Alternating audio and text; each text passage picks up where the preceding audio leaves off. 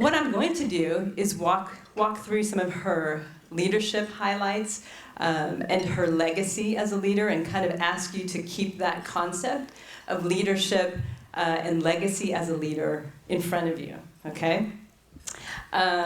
So your leadership legacy, more plainly stated, is really what is left when you move on.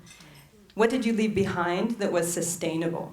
Another word for it is stewardship. At Cancer Treatment Centers of America, we believe we're only as good as our leaders.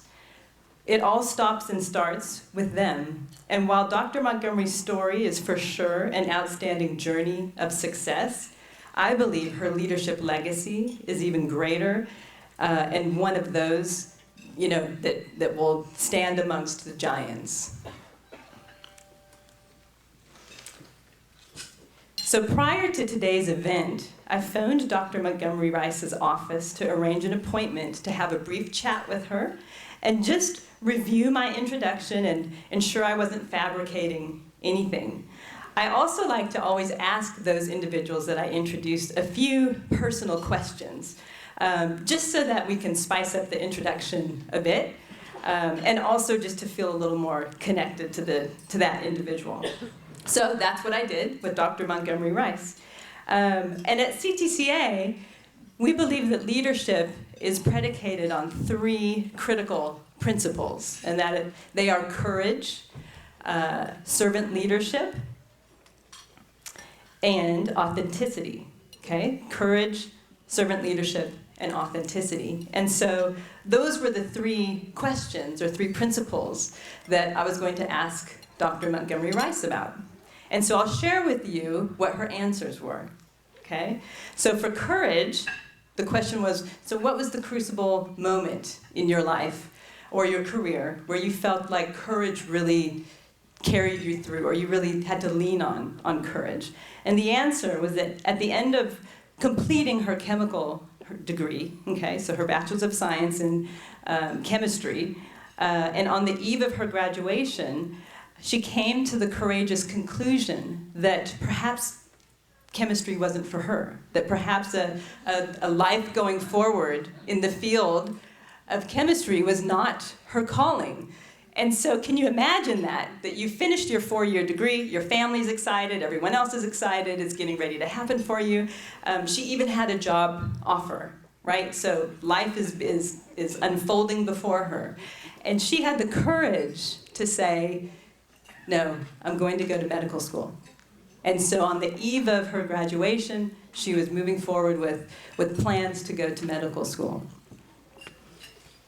For authenticity, her answer was that at Meharry Medical College, when several milestones had occurred in her life in a short span of time, such as multiple deaths of family members and friends, had occurred, and a deep soul searching about her future with Meharry Medical College was unfolding for her.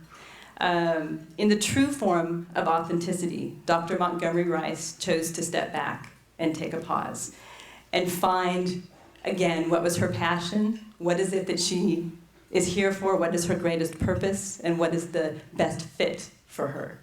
Now, if that's not true authenticity and being absolutely firm and strong in who you are and moving forward with what you believe is right, then I give up. So once again, to pause and determine what is the best path for her, what a moment of authenticity.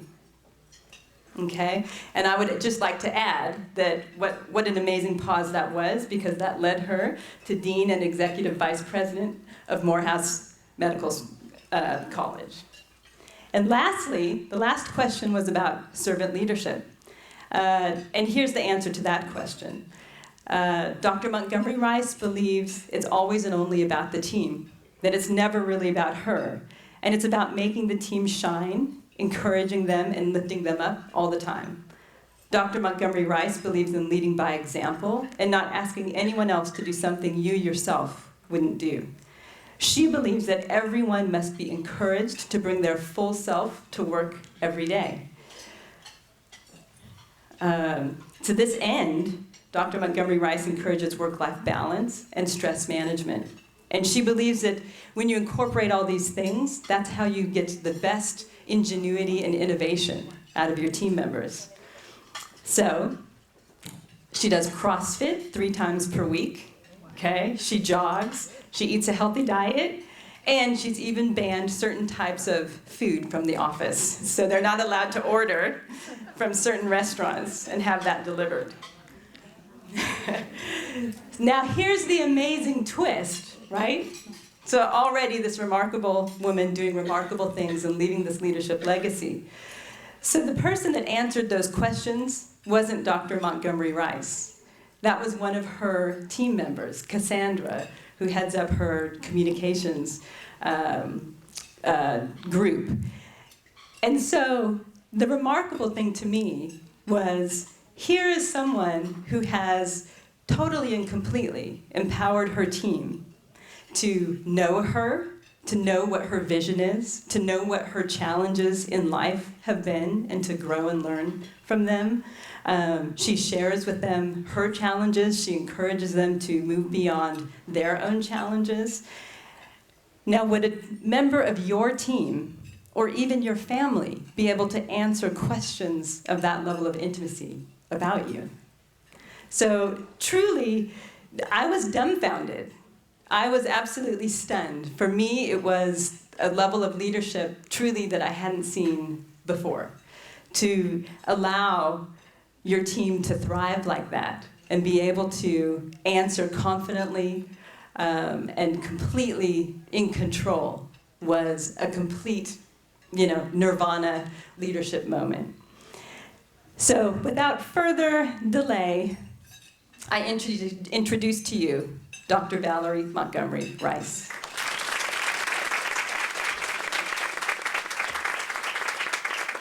Thank you, Anna, for that wonderful introduction. And I would like to also thank Candace for thinking of me to come and share with you. I also must recognize Dr. Miranda Williams, our graduate, Morehouse School of Medicine. Any other Morehouse School of Medicine graduates here that I don't know? Oh, hi, how are you doing? So, I really love coming out to take time out of our busy schedules to come and talk to women. And part of the reason is because I do really try to live authentically and to really share with all women that life for none of us has been a crystal stair. And sometimes we forget about the thorns and the nails and the times we've tripped over the stairs. And sometimes it seems like other people are sort of on the escalator, right? They're on the escalator just keeps going up, and you're just like running up the steps. You fall down, and that person just gets further ahead, because even if they fall on the escalator, guess what happens? They keep going up. And so it really gives me pleasure to come and share with women how they really sort of need to look at things differently, and to really always envision that their life is actually on that escalator, and that sometimes you do stumble, but there is a way to always keep moving forward. And so it brings me also joy to make my chief of staff, who's a man, to come and be one of only few men to listen to this, because I think it helps them also, because no one does this alone. And most of us have had good partners in many aspects of our lives that have allowed us to be on the escalator sometimes versus the stairs. And so I appreciate that. I want to continue in this theme of the questions, though. I thought about this when we were developing this talk, because I do think that there are important questions that we as women have to ask ourselves during different stages of our life. One of the most common questions that people ask me is, what woman has inspired me and why? And I will guarantee you that my answer is not different than a lot of yours, because for me it was my mother. My mother was the epitome of what it means to be a woman. She was a single parent. She raised 4 girls by herself in Macon, Georgia. She rose to be the highest ranking woman at Georgia Craft, which is a paper factory in Macon. She worked swing shifts, 7 to 3, 3 to 11, 11 to 7 for 25 years. I clearly can remember when our life transitioned from her doing pickup jobs to having this job, and how that economics really did impact our ability to feel secure and safe. But what I really remember about my mother is that she told us was that everything was possible. And so my sisters and I would think that really she was touched, because when she went to work from 7 to 3, she left the house at 6:10. And so you would about 5:50 hear somebody coming into your room whispering in your ear, all things are possible. There's nothing that you can't do. When she got off the midnight shift, she would get home about 12:25, and about 12:45, she would be whispering in your ear. Luckily, when she worked the 3 to 11, we were at school or something, and she couldn't bother us. But we remember that, and we used to joke about it all the time. But I cannot tell you what that subliminal messaging did. So we really did grow up thinking that all things were possible, that there were no limitations, that God had his hand on us. Now, we went to church every Sunday too, of course, all right? You all remember, particularly African American women, you remember growing up in the South and getting your hair washed every Saturday night, and then getting up at 4 o'clock in the morning. It was 4 girls. And then she would press and curl our hair before church. So we would start the washing with the Lawrence Welk show. You remember that?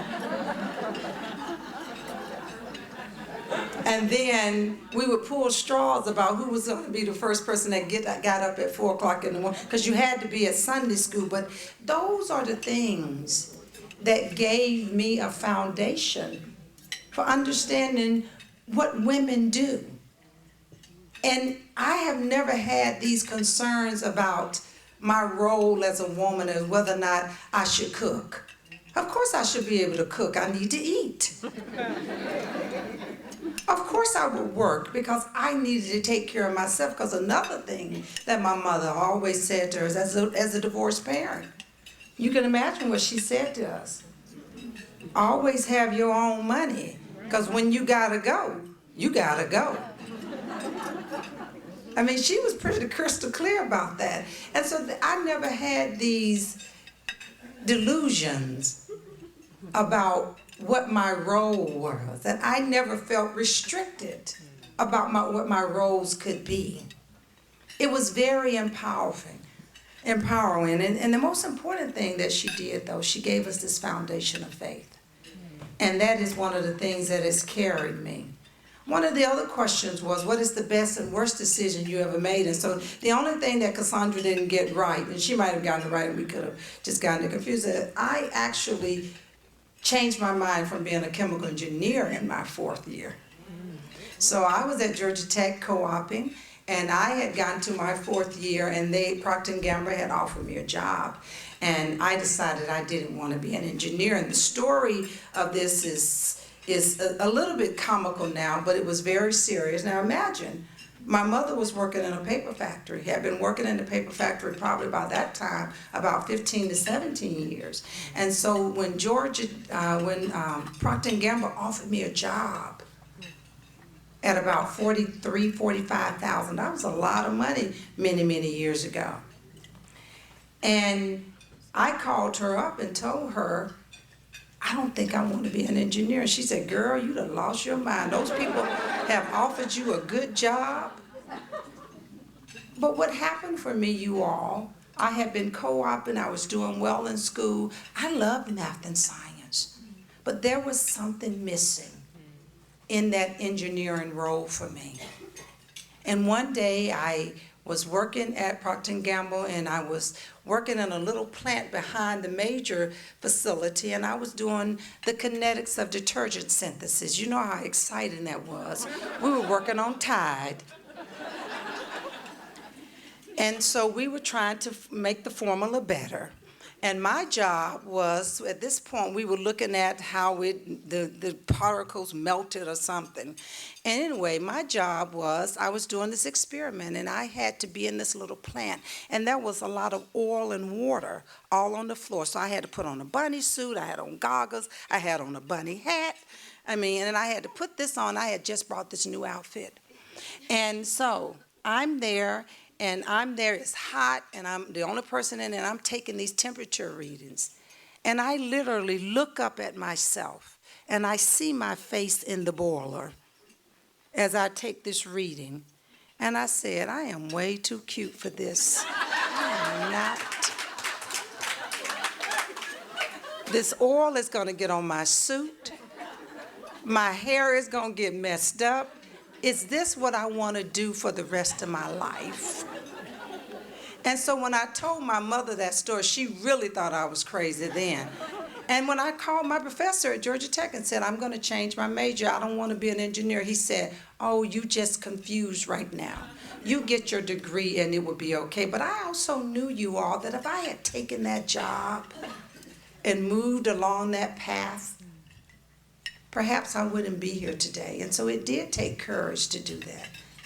And I had not taken a biology course. So I came back to Georgia Tech. You didn't actually have to have a degree to go to medical school then. You just had to have the prerequisite. And because I was a chemical engineering major, I had taken all of the courses for chemistry. I petitioned for them to let me take my two biology courses at the same time. And I applied to medical school, and the rest is history. And it was the best decision that I had ever made, because it freed me from everybody else's expectations to living out my own expectations. You know, Oprah Winfrey responded to this question when it was asked to her. She said, every right decision I have made has come from my gut. And every wrong decision I've ever made was a result of me not listening to the greater voice of myself. Feelings are really for you your GPS system for life. When you're supposed to do something or not supposed to do it, your emotional guidance system lets you know. The trick is to learn to check your ego at the door and start checking your gut instead. And believe me, that takes courage. I know that many of us struggle sometimes to have our voices heard at the table. Many of us struggle because we are in male-dominated societies. I myself am the only woman of color who is a president of a medical school in this entire country. Now, I am very proud of that. But at the end of the day, me and the other 3 women who are presidents, it gets lonely sitting at that table sometimes. And so you really do have to figure out what your voice is. And speaking at events like this and engaging in women's support groups and women empowerment groups helps you develop your voice. So I know a lot of times people say, I don't like to speak in public. I'm not a good public speaker. All of us are good public speakers. If you run a household, you have to publicly speak all the time. Now, it may not be in a tone that we would always want to hear, but all of us know how to modulate our tone, right? To empower and convince and draw the line with others. And that's all public speaking is. You're just sharing your perspective, and you're doing it with the nuances that make you unique.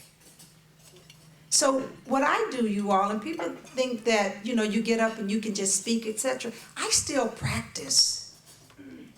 A lot of times I'm talking to myself. I'm practicing because I want to make sure that my delivery connects with that audience.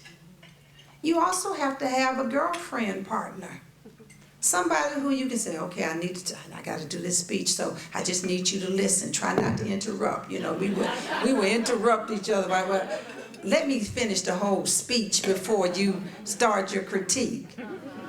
But then listen to what they're saying. Because if it's your girlfriend, guess what?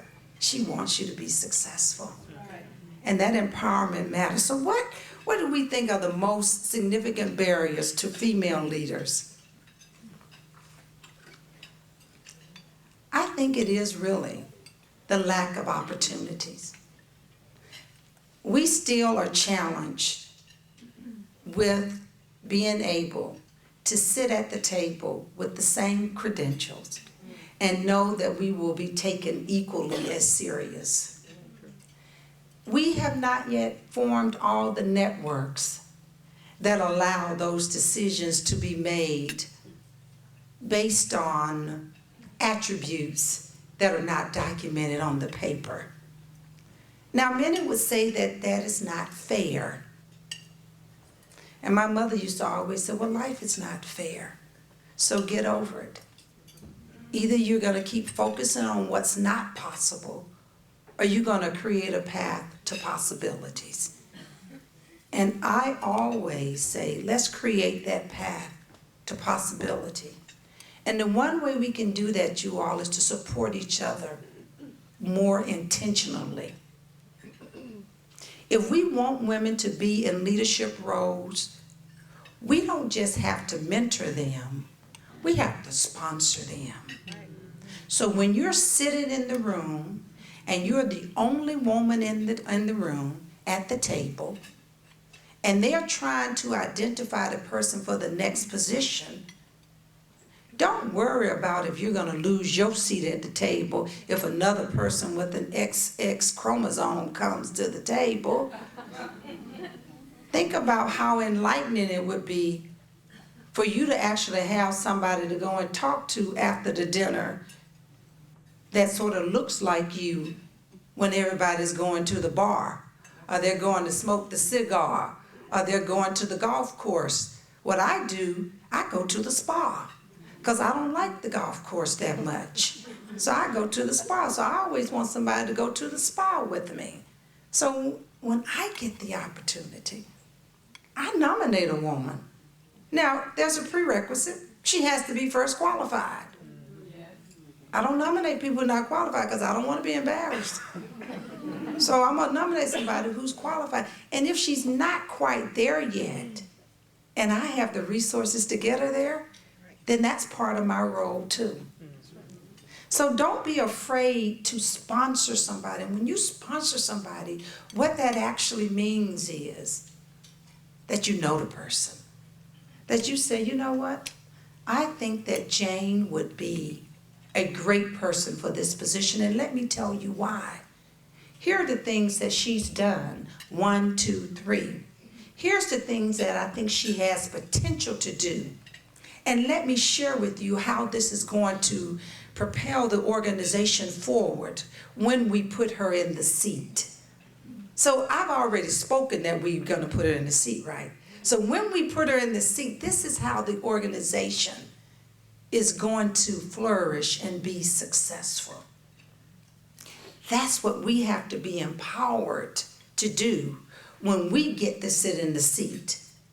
Because many times, you all, let's be for real, we know if we're the only one sitting in the seat, there had to be somebody in the room advocating for us. And many times, it was a male colleague who you had built a relationship with, showed your level of competency, and they were willing to take the risk. So there should be no reason why you shouldn't be taking the risk for another woman.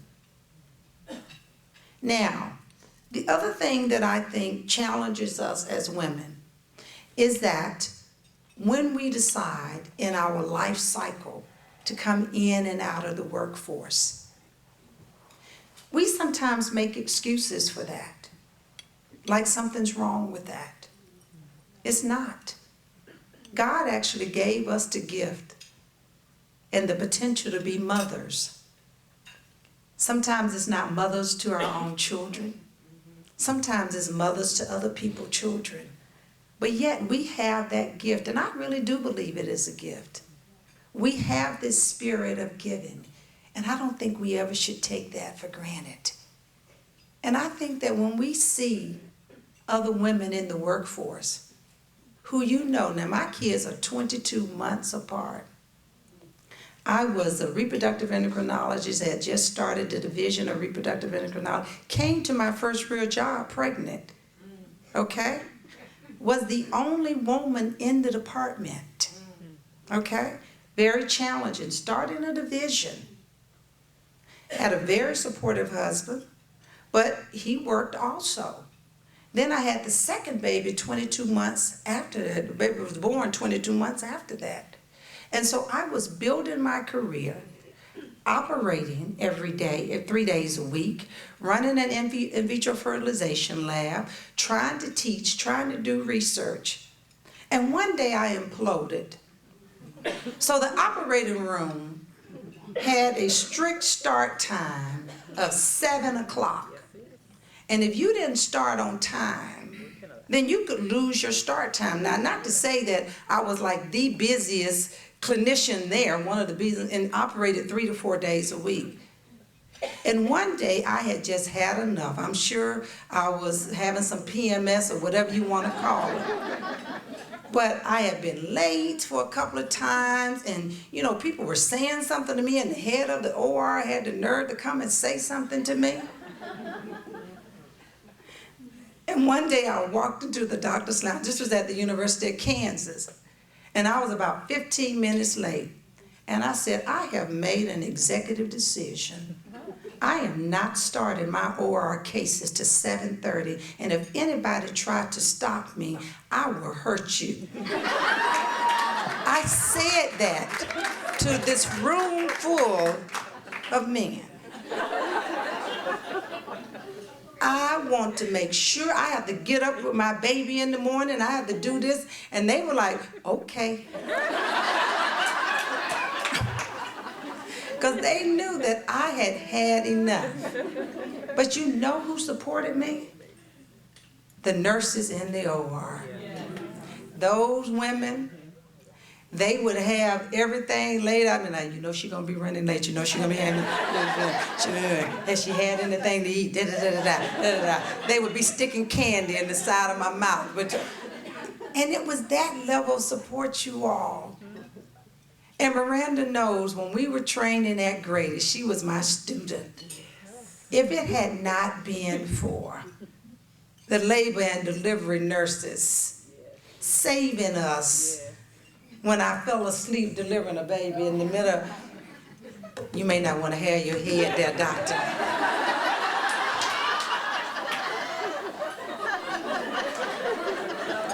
Okay?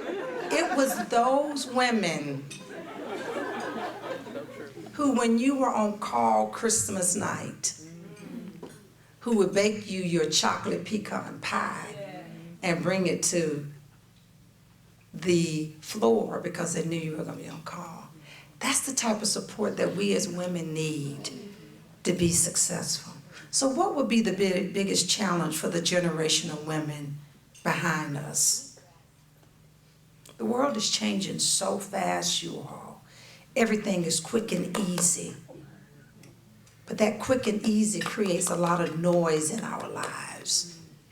These women have a lot of background noise. And it's not always positive noise. It's not always music. And so you all, they still need to identify with wisdom. And we actually have that. And what is wisdom? Wisdom is having information that's been translated to knowledge that has been shared. Okay? We all have a lot of information. When we use it, it becomes sort of knowledge. But how it becomes wisdom is when you share with someone. All of us ought to have a young lady that we're invested in, that we pick up the phone and call and say, how you doing? I know you got these 2 kids. I know it's hard.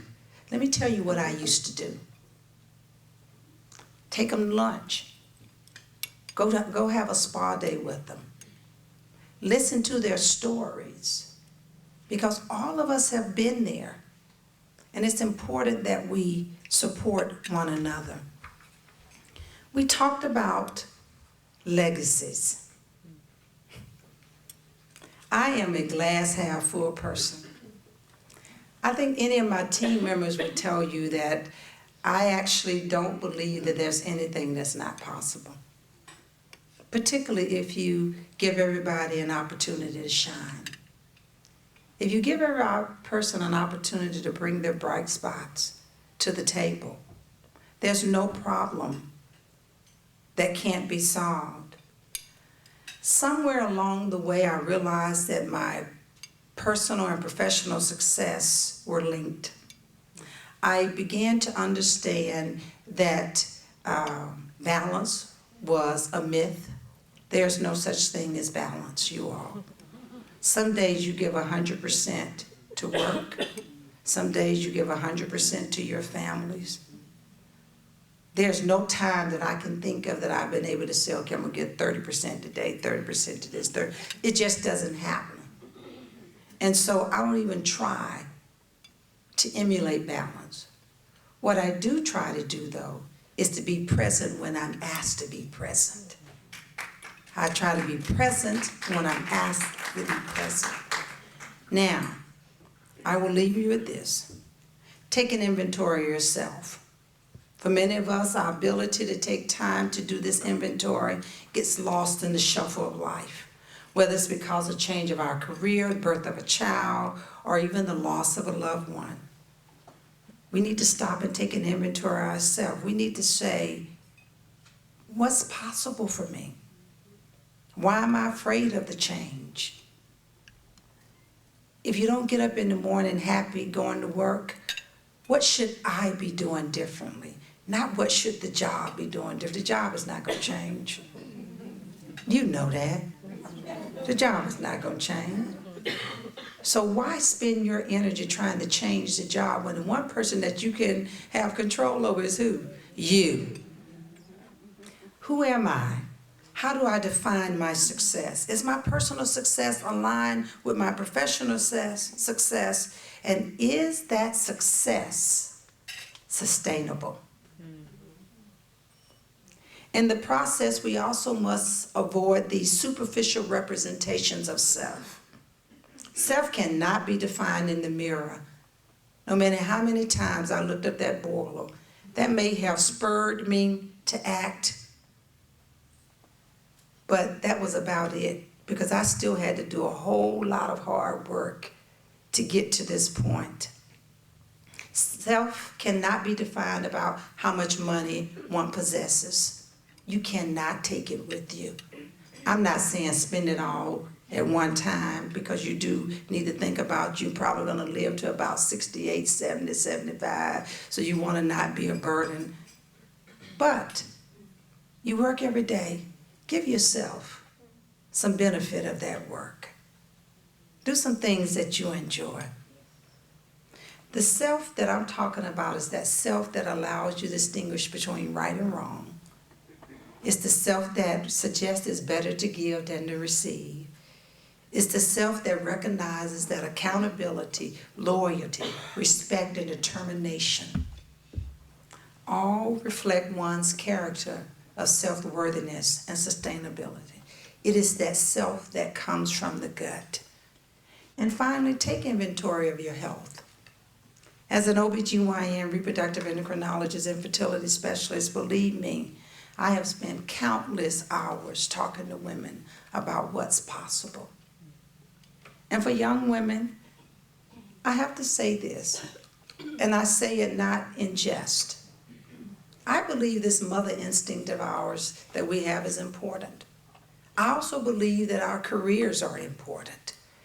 And so, you know, when I was in practice, one of the challenging things for me would be a woman who has a fabulous career who comes in and she's 45, 46, and she says, now I'm ready to have a baby. And I say, for real? Because see, you're born with all the eggs you're gonna get. And yours may not be viable right now. And I ask women a simple question. Do you want to be a mother, or do you want to be pregnant?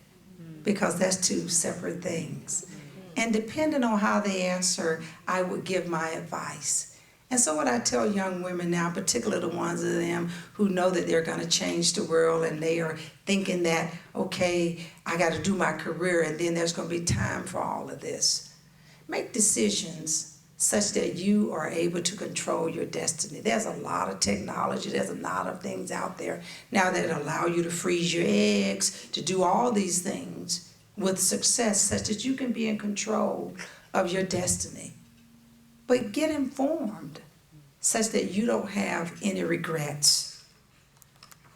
Life should not be about regrets. Life is really for the living. It appears to me that many of you are involved in mentorship here. And what I would ask you to make sure of is that you also are involved in the sponsorship.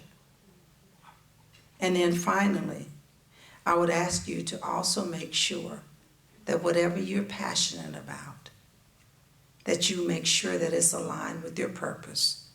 And that purpose allows you to strike not a balance, but an engagement between your personal and professional success. Thank you very much.